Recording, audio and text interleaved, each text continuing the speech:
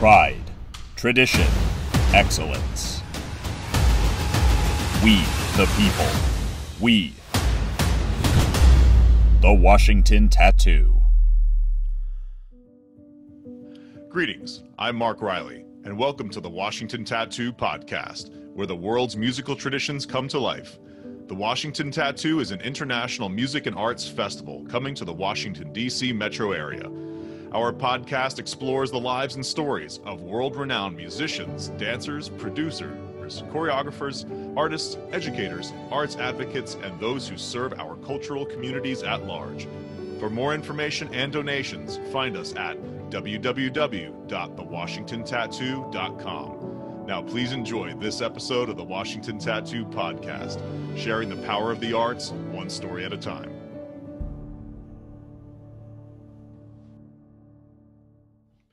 Hello everyone, and welcome to this episode of the Washington Tattoo Podcast. Today we will be interviewing Jeff Mulvihill of Majestic Percussion, Mapex drums, SONOR drums, and a slew of other great products. Honestly, I have to say huge thank you and shout out to our supporter Mapex drums. They are giving away a whole bunch of these t-shirts for Washington Tattoo Podcast listeners. So please like, share, and comment on this episode for your chance to win one of these awesome Mapex drums t-shirts. All right, everyone, enjoy this episode. All right, greetings, everybody. We have Jeff Mulvihill here, brand manager for Mapex drums, Majestic Percussion, and quite a few other brands from what I can recall. So we'll have to dive into that. But Jeff's performed with the Nashville Symphony, Aretha Franklin, and tons of other folks. So I'd love to dive into a little bit of that as well. Super incredible performance resume, super incredible professional resume. And I just want to say thanks, Jeff, for taking the time to chat today. Oh, thanks, Mark. I'm really excited to do this with you guys. Hello, everyone, whoever's watching. Thanks for tuning in. Awesome. So I think I love talking about this with folks, where they first get their big inspiration from, because I know as kids, we all love to start playing the music, playing on the pots and pans on the floor, and then all of a sudden, like, something hits us, and it kind of changes our life, like, forever. Do you have, who would be your first big influence or inspiration? Sure. I think, it's not a terribly exciting beginning. I think we all have a version of this somehow. Someone in your family was perhaps the first person you remember sharing music with you or teaching you a thing or two at the very basic level. And for me, that was my grandmother, who was a church organist and a professional private piano teacher for many years. And in my family, you take piano lessons when you are in about first grade or so, and that was kind of the first thing for me, my introduction to music in a deeper way than just singing songs and tapping your feet like we do in preschool. But I knew I liked it, but I knew also that I wasn't destined to focus on the piano. And when I was given the opportunity to join the school band in sixth grade, very random, like most of us kind of do, you just raise your hand and go, I want to try the drums. And so we tried the drums, and I had a really sort of typical but good quality elementary school band experience. The rental instruments and the very basics, the concert at the end of the year and the couple of Christmas songs in the middle, that kind of stuff. I knew I loved the sound, though. I knew I loved the rhythm of the percussion section. I knew I liked how that felt playing music with a group of other people in a large ensemble. I think that's what was the difference for me with the piano, because the piano, usually it's a by yourself thing, right? And at least at a young age, you don't start playing in choirs or bands or something till later with the piano. But in band, you played with all your friends and you made this huge sound, and it was something that hooked me. The third sort of step there was when I was in a couple years later, now in 8th grade band. They, for some reason, had a shortage in the high school drum line, and I was invited to be in the high school band as a middle schooler, which blew me away because there's all these older guys that could play faster and louder and all the things that we all get hooked on as drummers. And also, you know, they had a blast on trips and at band contests and other things, that just like riding the bus with the high school kids on a Friday night coming home from somewhere. Pretty cool. Yeah. So those are the kind of the experiences as a young person that hooked me in. And it's been really just following my instincts ever since. No, I love it. I mean, that's, for me, it's one of those things too. You start looking at those older kids and you're like, oh, I want to do that. And all of a sudden you start to do it, and then you put yourself out there, you work a little bit at it, and all of a sudden you can start seeing those incremental steps, and all of a sudden you get the break. And I think that's kind of what a lot of folks talk about is, preparation, meets opportunity equals luck, or, and flip that around. And, if you aren't prepared, you're never going to really have the right luck when the opportunity presents itself. So I think in my career, we're really lucky because, you put the hours of effort in, and all of a sudden something comes along and you take advantage of it and you go and you kind of run with it. Yeah, and be and be ready for those aha moments when they occur. Right. I remember sitting in the hallway with the high school guys before a drumline rehearsal. And by the way, I shouldn't exaggerate here. I was invited to play cymbals in the drum line as a 13-year-old or something.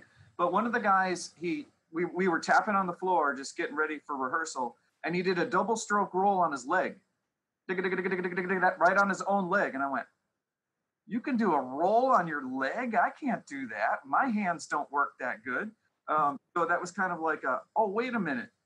There's some serious technique that needs to happen here to get to another level.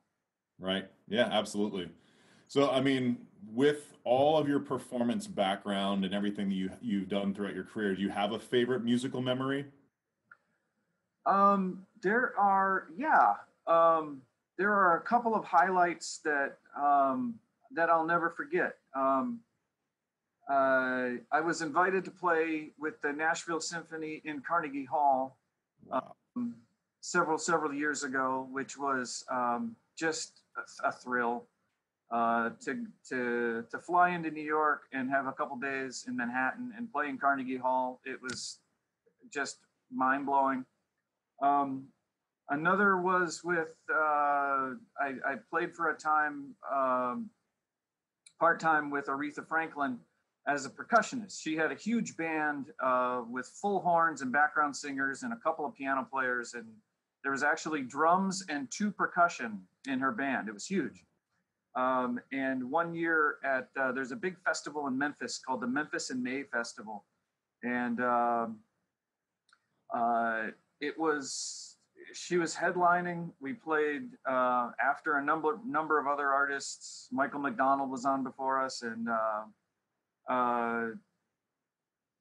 the sun was going down over the river. The crowd was huge.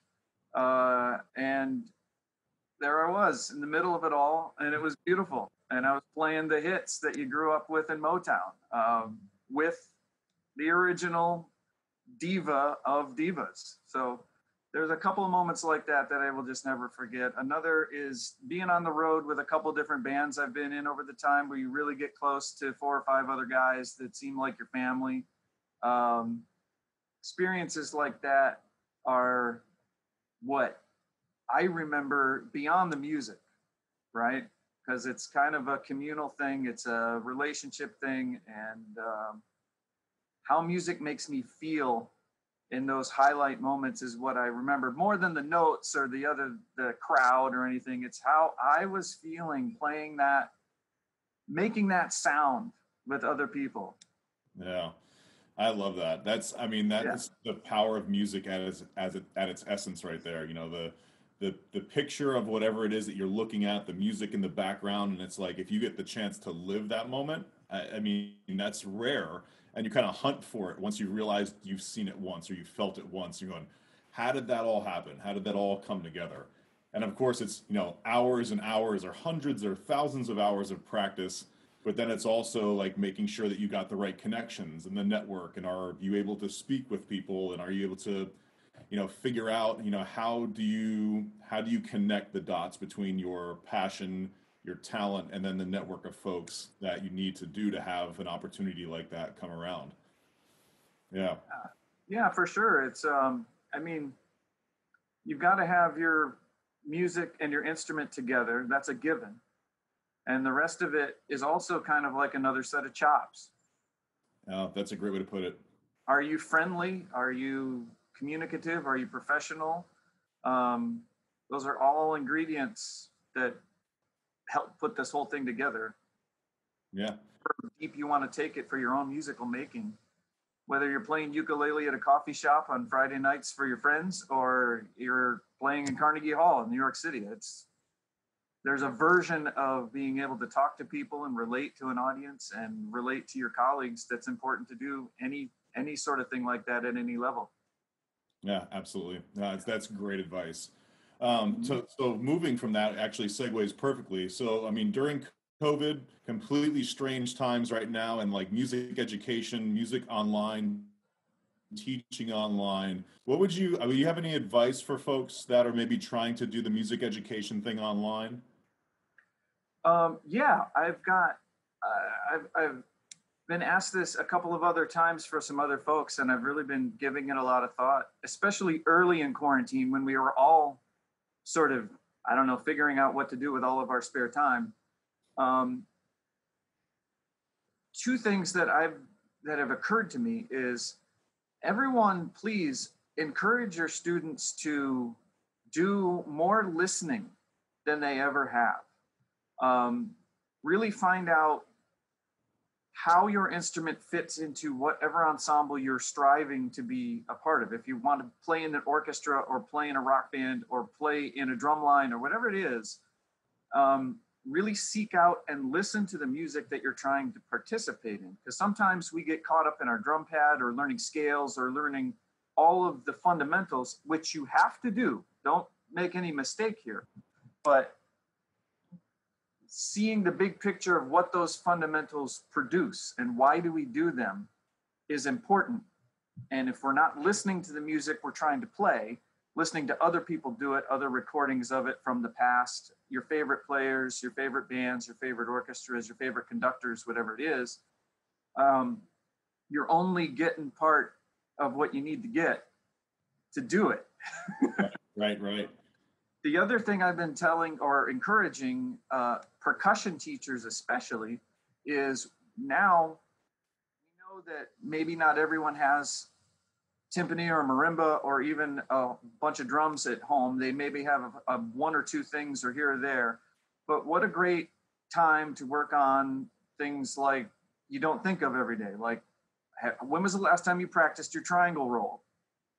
When was the last time you actually spent half an hour with your tambourine? These are things you probably have with your mallets and sticks in a bag someplace. And probably as a young person, if you're moving into the wind ensemble or the orchestra at school, or maybe you're graduating somewhere and you need to find some gigs with an orchestra or a community band, chances are, if you're the new person, they're going to hand you the triangle, or they're going to hand you the tambourine, or they're going to hand you the cymbals or something, rather than playing snare drum or timpani or the hard xylophone part.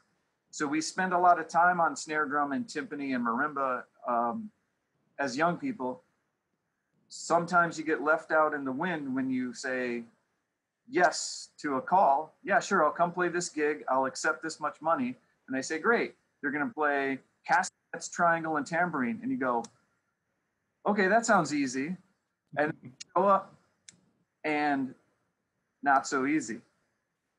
Exactly. It's always those little, what you think of as ankle biters, that Yeah. really, it makes the ensemble though. If you have someone that comes in there and can nail a tambourine part, or nail a triangle part, or nail a castanet part, then it's like, person fits. Oh, they get it. Sure. And guess what? It pays the same. So practice it. It's worth it. Yeah, I think I heard Neil Grover say something like that way back in a clinic, and he was talking about somebody making fun of him because he was working on his triangle triangle role in the back of the orchestra, and like a first violin or first cello player came over and was asking them kind of what the deal, like, why do you keep working on that? And they said, well, I want my notes because I have like 10 of them to sound as perfect as possible because I'm getting paid for those 10 notes. Bottom line. Exactly. Well, Yeah. awesome. So that goes directly into, I think, one of the projects you guys have really pushed with Mapex and Majestic, as well as the stay at home, learn at home, play at home, I guess, endeavor that you have. Do you want to speak on that at all? Yeah, this was not sitting around. It was probably on a Zoom meeting like this because we couldn't work in the office, thinking about what can we do for people who are facing some of these challenges of not being able to play at school or play in their theater or wherever you work as a musician. And we wanted to, first of all, just identify that we are aware of the situation. Staying at home is important for us to get healthy, to stay healthy, to flatten the curve, to all of these things that we've seen coming at us from the news media, that if you can filter through all of the flack traffic and the news media, the bottom line is our health. And the bottom line is to stay away from large groups, which makes it difficult to do what we said at the beginning of this call, which was make music with other people, which is a blast. So we try to just make sure we are supporting the idea of staying at home. You can learn at home while you're staying at home. Let's not forget that we can't just sit idle. We want to make sure that we offered some free lesson programs and some opportunity to get a drum set or an affordable marimba or a snare drum or something. And that's what the play at home kind of theme, if you thread these together, we realize we're staying at home. We realize we need to learn at home. We're giving some opportunity for us to all do those things and play at home too, because if you don't have fun playing your instrument, you're missing the whole point, really. So we can stay at home, we can learn at home, but play at home. Play your instrument at home and have fun doing it as you break up your time between practicing, in essence, practicing. So that's kind of where that theme comes on. And there are some accompanying specials out there in the world for some products that support this initiative. And what we did was we took it to a number of other KHS brands for Hercules stands and Jupiter band instruments and tried to spread the message throughout the entire offering. So that's incredible. Well, no, I mean, and I love and value, and you type online KHS and you look up the mission statement and the core values on there. I mean, this speaks really to the essence of what the mission statement reads, which is, we are dedicated to the enrichment of lives through music performance and education by providing high quality musical instruments and services designed to support musicians, educators, and our retail partners. And I mean, right there, that so speaks to, look, there's a challenge out there and we're willing to meet it head on by being creative and innovative, when right now everyone has been told, hey, everything you've been doing for the last 100 years this way, sorry, stop. You have to rethink how this all happens. And I mean, this is where I think some of the most creative minds have really stepped forward to come up with some new ways to reach out to people, how to do online collaborations, all the apps that are out there where it's like you can play at home, but now there's this technology that you can use to play with Johnny down the street, but also you can go ahead and play with Hans also in Germany, where, you know, if you start thinking about the ability now to connect on social media and using these apps with music, you staying at home actually could open up a whole new door where you never thought you could collaborate with someone from around the world. Yeah. Pretty wild. And yeah, that's it. The mission statement and the core values that we adhere to at Mapex Majestic and KHS America at large, we had to figure out a way to keep doing it. Mm-hmm. We had to keep true to ourselves as a business, regardless of what's going on out there and regardless of what people are facing. That's kind of where that comes from. And uh, we're continuing to do it here through the rest of the summer at least, and see where this whole shift in our lives takes us. Yeah, that's great, and I'm glad to have folks that like you at the helm, trying to be the tip of the spear on what's going to happen when it comes to music education and the industry. So that's awesome. So you've been actually with KHS and Mapex and Majestic for a while. When did you start there? I started in 2012 as an assistant manager in the percussion area.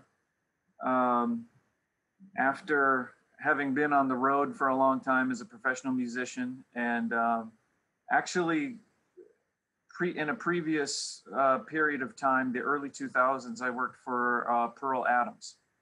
So that's kind of my start in the industry completely by accident, where I had moved to Nashville to be a professional musician. And in the first few months, it wasn't going well because I was figuring out some of the things that we talked about earlier, like communicating with people and where to go and figuring out how to act as a pro in the music business. So I needed a job, and I didn't want to deliver pizza or mow lawns. So I ended up working in the Pearl warehouse for a while, and then was promoted a few times into some customer service and marketing positions. And then while I was doing that, I was working on these other things, like learning to be a better player and making connections. So by that time, in 2007, I had made enough of a musical career to branch out on my own, and did that for 6 or 7 years. And then sort of came full circle with it back to wanting to be on the road less instead of on the road more. And so there was an opportunity with some friends at Mapex, and I sort of went back to an industry position there. And then here we are. We've grown it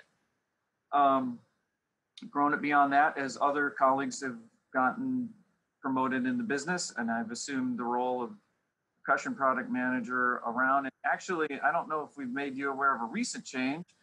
We've grown even more. I'm actually now managing SONOR drums as the brand manager for the USA. And our mutual friend Nick Milner is doing a little bit more, managing the marching percussion area and doing a lot more with Majestic. So we're sort of splitting the whole drum division between the two of us now. And it's a lot, but it's kind of like what you hear conductors say when you say, "Don't you miss playing your instrument?" And you say, "Well, the orchestra is my instrument." For us, like, the industry is our instrument. We're happy to take our experience to producing instruments for other players in a variety of different walks of musical life. I love it. I mean, congratulations to you, and congratulations to Nick. Nick and I were freshmen together at Northwestern State University, Louisiana. And All right, that's right. Yeah. And Nick was from Pineville, and I remember going down to teach his drumline one year. This was after he had gone, but been asked to go teach down there. But I mean, it was with Marty Hurley and LSU and all the schools down there, Louisiana has this really rich kind of rudimental history, which I thought was pretty cool. And I think Nick went on to march with like Cavaliers, and he did all this great stuff. And then when he went to Nashville, all of us kind of went, "Wow, Nick's taking the big plunge." And I think he was with Joe Diffie for a bunch of years, right? Was his gig? Correct. So that's really cool to hear that the two of you have been able to really run with this, and now like the products and everything that are coming out. I mean, it's an innovative company, and I enjoy seeing what happens from the branding side, and that's something that always struck me kind of from the very beginning of when the marching line started coming out, was how it was packaged and put out there as something hip and cool and relevant, and of course with BIOS exploding. That's been such a revolutionary step for rudimental drumming as a whole, and that's changed kind of how kids. I mean, this whole stay at home, learn at home, play at home thing. You can do all of that kind of stuff with like the rudimental alphabets that they put together, and being able to record themselves. We actually put a marching percussion sort of component into that initiative where, you know, most of the young people who are in drum lines aren't in drum lines right now because of our situation. And most of those instruments are housed either with the drum corps or at school, which they don't have access to. So if you've got enough dough in your back pocket somewhere to buy a drum set or buy a keyboard or buy a guitar, maybe you have enough to buy a set of tenors. Maybe you have enough to buy a marching snare drum. So we've made some of that stuff available to individuals on a more individual purchasable type situation, because most of that business is institutional, right? Most of the time schools and universities are buying packages of instruments for the program. What we've tried to do is through BIOS and through some other of our artist roster exposing some things to do at home, to do on your own. We made some of those instruments available at really good prices. So if you're watching this and listening to this and thought, well, I'll never be able to get a set of tenors because school's not going to start this year. Well, check it out because you might be surprised. I love it. I love it. So, I mean, that's just something to hop into the next stage of this too. So like, as you, as a human being, how you've gone through your own version of this, you're obviously a leader in the industry. You've got a young family, everything else. How do you, or how are you staying inspired?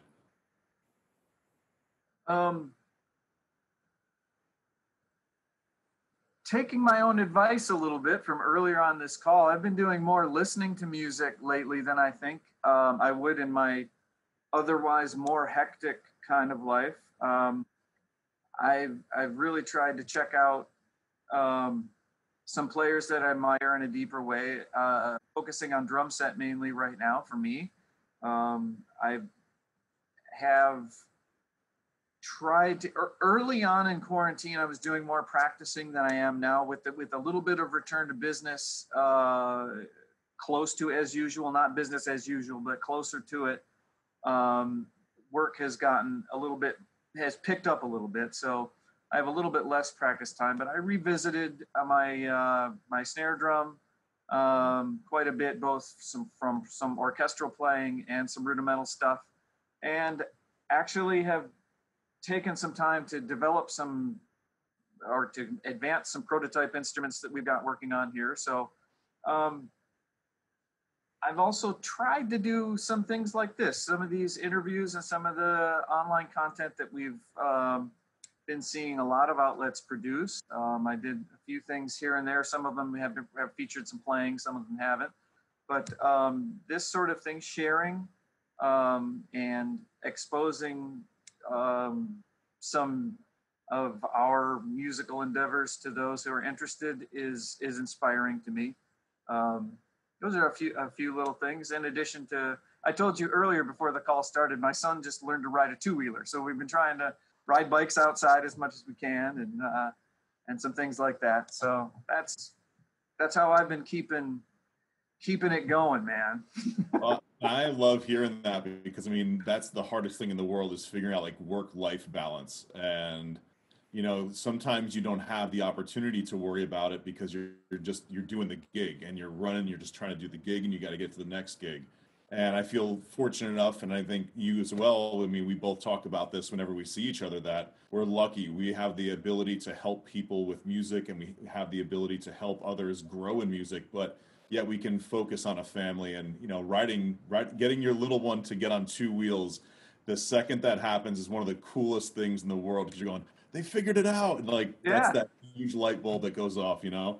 Yeah, definitely true. Definitely true. Well, awesome. So here's a couple last ones to go through here. Some questions. I like this one a lot. If the current you could tell the 20-year-old you something, what would you tell yourself? I think I probably could have done with a larger dose of patience as a younger man. I think waiting is really hard. I think especially if you have something, a burning desire to play music, to pursue something like an art form that grabs your soul. The stress and the yearning to succeed. For me, I could have done with a little bit more patience. I would have gotten more sleep, and I would have probably worked at it a little bit more diligently or something instead of partying so much to get around my frustrations. So I think I would tell myself, don't worry, you'll get there. Be patient. It's going to be cool. I'm high-fiving you right now. I would tell myself. Yeah. I mean, at the amount, I have a boss now who's really, I mean, he's really incredible. And he talks about this pie chart, and he talks about, you know, your 5%. He tries, and he talks about his decision making and how he decides to make decisions.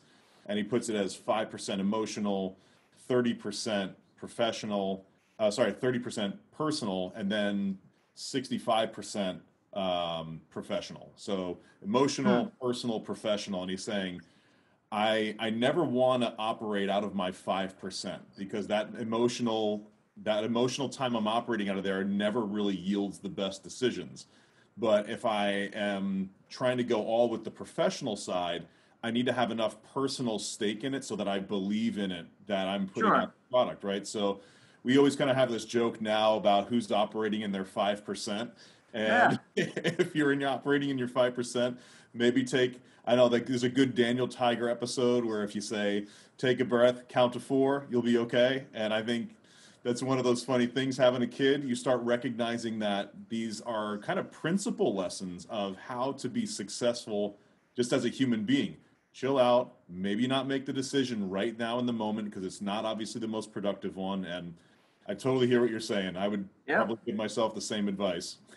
And I don't want nobody watching or listening should make the mistake. Don't slow down. Don't stop working hard. It's just give yourself the chance, give yourself permission to take a deep breath once in a while and take a day off, recalibrate, make sure you're working on your goals, and even it out just a little bit. I love it. Yeah. So we talked a little bit about this before the call started, but you said you do have some personal, I mean, we definitely were talking about your professional things you have coming up for sure. But anything personal or professional coming up you'd like to add to the conversation? I've been trying to work on my own playing a little bit. I'd like to be able to, I've been invited to make some tracks for some people and do some home recording that I'm trying to visit. I have some gear here that I'm not particularly good at using yet. So if I could find some extra time to get that a little bit dialed in, I think I'd enjoy it more rather than struggling with it. I'm not a super techie guy, but you sort of need to be a little bit lately to participate at a higher level. So I'm thinking about that. I'm thinking about my own website. I'm just thinking about some things like that to continue to stay hip and current. You know, we never know what we have to fall back on, so or be prepared for. So I've got to make sure I've taken all of the work I've done leading up to this period of time and capitalize on all of it is what I'm sort of trying to think about. And, you know, being a dad, we've touched on it a couple times here. Being a dad has a new layer to it in the age of a pandemic. So we have to stay mindful about, I'm trying to stay mindful about my family. Not going crazy, but let's be realistic. It's not like it was when I was in my sons are kindergarten and 4th grade. Maybe if they start kindergarten and 4th grade, right? So it's a little bit different than when I was doing that. So you've got to sort of keep that moving forward as well. Well, I know you have added a lot of value to my life with just even this conversation, but I mean, throughout my professional career, I just want to say thank you very much for always supporting, always, being a friendly face and, someone who really supported all the endeavors I've had through my career. But I know you've added a lot of value to the folks who are listening to this and are going to listen to this, because quite honestly, you're hearing one of the best in the biz now kind of talk about balance, talk about adding value to others, sharing as a musician, using technology, not giving up. I mean, you covered a breadth of information here and really some great wisdom. So, Jeff, I really appreciate the time that you've taken for us today. You're too kind. I was thrilled for the invitation, and this was a blast. So, thank you. Right back at you. Awesome. All right, Jeff, thank you so much. If you're interested, you can actually check out Jeff, look up Mapex Majestic, SONOR brand manager now. I'm sure there's going to probably be 2 or 3 more that get thrown on there at some point.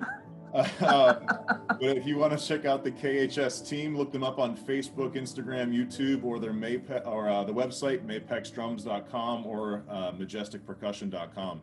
Thanks, Jeff. Thank you, Mark. Hello again, everyone. I hope you're enjoying this episode of the Washington Tattoo Podcast. We'd like to take a second to thank a new special supporter of this tattoo podcast project, Tap Space Publishing. They are offering Washington Tattoo Podcast listeners a 10% discount code on their entire purchase. So if you type in the discount code WA-TATTOO in all capitals, you'll receive 10% off your entire purchase until December 31st of 2020. Again, in all capitals, that discount code is WA-TATTOO. And again, thank you so much to Jim Casella and Murray Gussick for your support of our project. I hope you are enjoying this podcast. Thanks again. Greetings again, everyone. We just wanted to take a second to say thank you to Seif Studios for their creative media. If you want to find out more about Seif Studios, look them up on www.seifstudios.com. We'd also like to say thank you to our educational partner, ProLogix Percussion, American-made drum pads. They're doing a special discount code for our listeners today. So if you go to www.prologixpercussion.com and type in TWT20, you will receive 20% off your entire order. So thank you very much for tuning in today, and please check out our supporters.